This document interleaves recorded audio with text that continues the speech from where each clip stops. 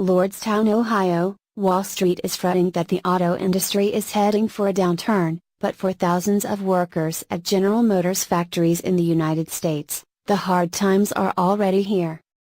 Matt Streb, 36, was one of 1,200 workers laid off on January 20, Inauguration Day for President Donald Trump, when GM canceled the third shift at its Lordstown small car factory here. Sales of the Chevrolet Cruze sedan, the only vehicle the plant makes, have nosedived as consumers switch to SUVs and pickup trucks. Streb is looking for another job, but employers are wary because they assume he will quit whenever GM calls him back. "I get it," said Streb, who has a degree in communications, "but it's frustrating." Layoffs at Lordstown and other auto plants point to a border challenge for the economy in Midwestern manufacturing states and for the Trump administration.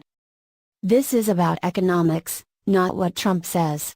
Even if Trump went out and bought 10,000 Cruzes a month, he wouldn't get the third shift back here. The auto industry's boom from 2010 through last year was a major driver for manufacturing job creation.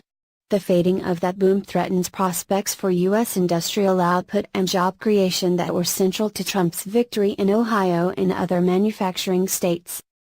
"This is about economics, not what Trump says," said Robert Morales, president of United Auto Workers, UAW, Union Local 1714, which represents workers at GM's stamping plant at Lordstown.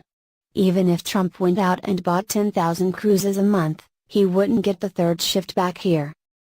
Last week the Federal Reserve said factory output fell 0.4% in May, the second decline in 3 months, due partly to a 2% drop in motor vehicles and parts production.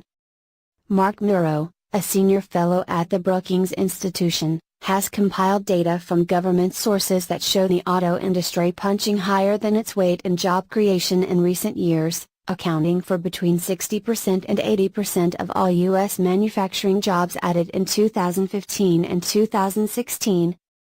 In the first quarter of this year, the auto industry accounted for less than 2% of the 45,000 manufacturing jobs created. There's no